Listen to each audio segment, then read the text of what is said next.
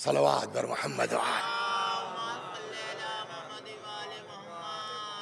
اسی لیے ہمارے بزرگوں میں ایک بڑی عظیم شخصیت ہے مرحوم نراقی رحمت اللہ علیہ.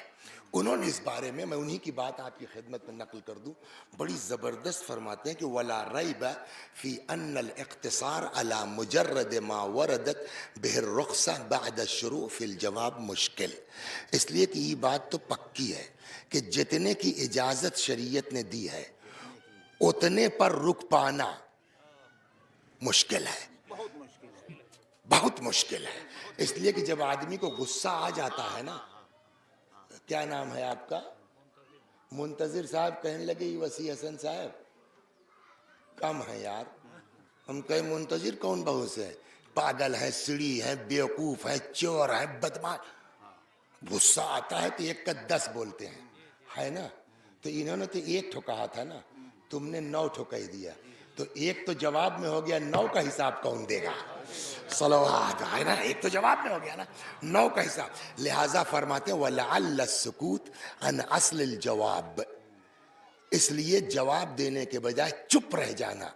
وَإِحَالَةُ الْإِنْتِقَامِ إِلَىٰ رَبِّ الْأَرْبَابِ، اور بدلہ حوالے کر دینا اللہ کے، یہ زیادہ آسان ہے اور زیادہ بڑھیا ہے. کیوں؟ وجہ وہی ہے کہ جب جواب دینے پر آؤ گے تو کنٹرول نہیں کر پاؤ گے، ہو جائے گا زیادہ. جب زیادہ ہو جائے گا تو الٹا آخرت میں تم پٹ جاؤ گے.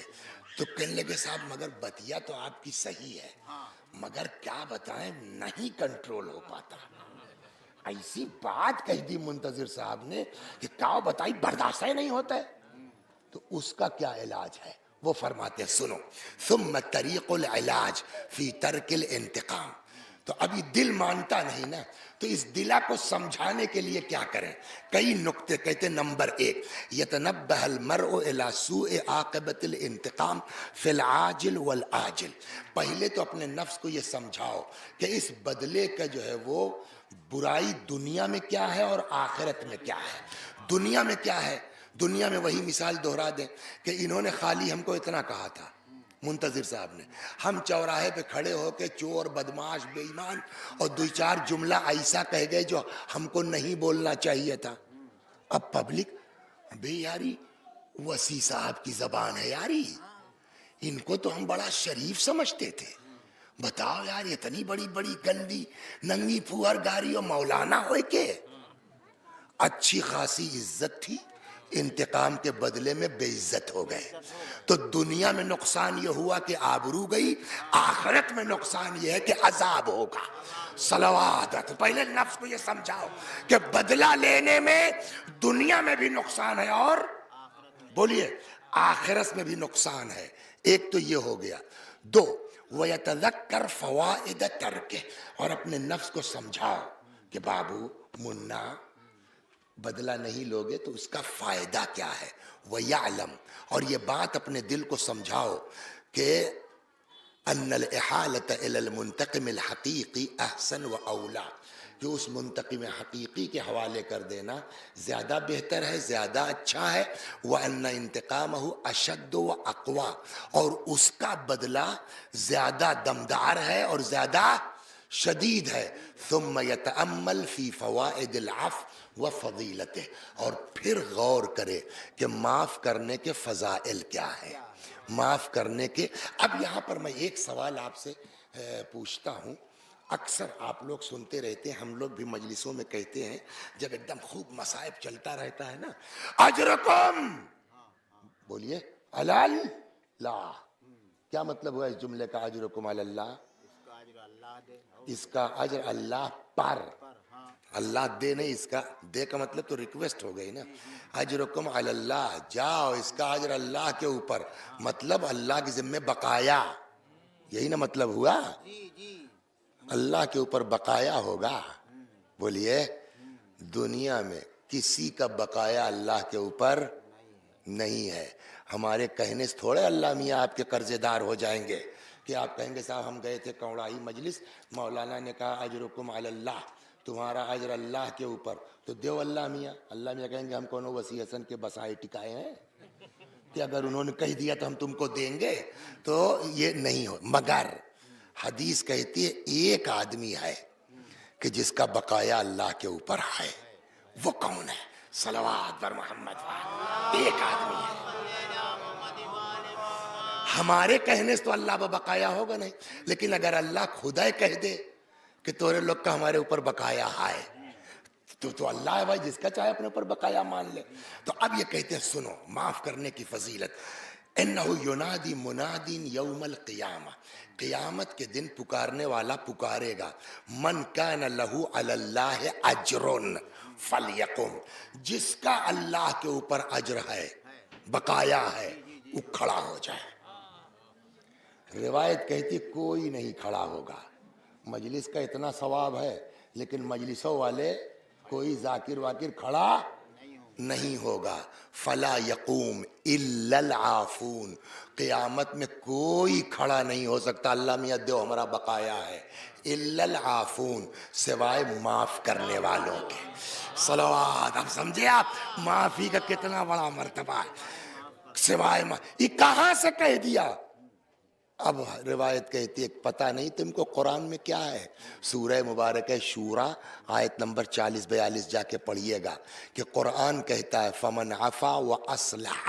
یہ آیت ہے اتنی، فمن عفا و اصلح، جو معاف کرتے ہیں اور ایک دوسرے کے درمیان صلح کرواتے ہیں، فاجرہ علی اللہ، ان کا اجر خدا کے اوپر ہے.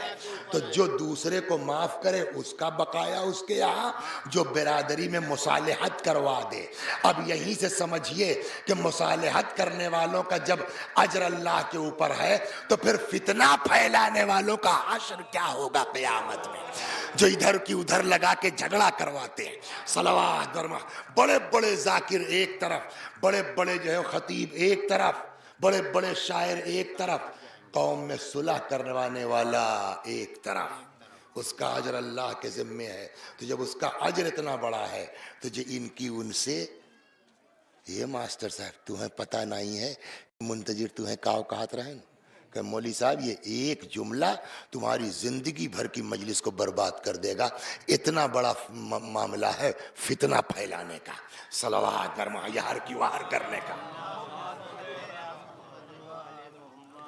سمجھ گیا؟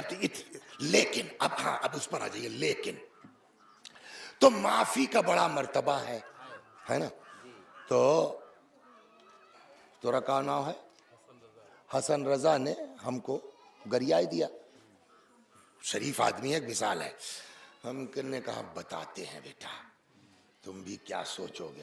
پہنچ جلال پور کے ہیں نا، تو ہم پہنچ گئے جلال پور تھانے پر. کیا ہے؟ ہم نے کہا صاحب حسن رضا ہیں جعفر آباد کے، ان کے خلاف FIR کرنا ہے. کیا ہے؟ انہوں نے ہم کو گالی دیا ہے، یہ دیا ہے. وہ پتہ چلا کہ دروگوا ان کی جان پہچان کا رہا. کہنے لگا مولوی صاحب ہم جانتے ہیں حسن رضا اس ٹائپ کے نہیں ہیں، یہاں سے چلے جاؤ نہیں تو ابھی 500 گانجا لگا کے تم کو اندر کر دیں گے.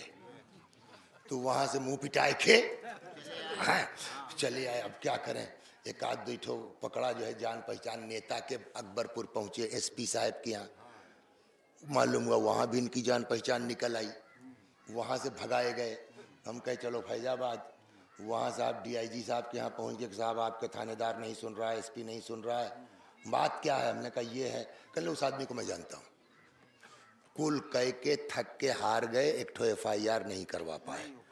ہم نے کہا یار اب کیا کریں، چھوڑو ختم کرو. لیکن اب کون منہ سے ختم کری، یہ بھی تو ہے نا. دیکھیے میں بالکل عام لوگوں میں جو ہوتا ہے. تب تک مل گئے یہ ماسٹر صاحب، کہنے کیا مولوی صاحب بلا وجہ اپنی بے عزتی کراتے ہیں آپ، چھوڑیے.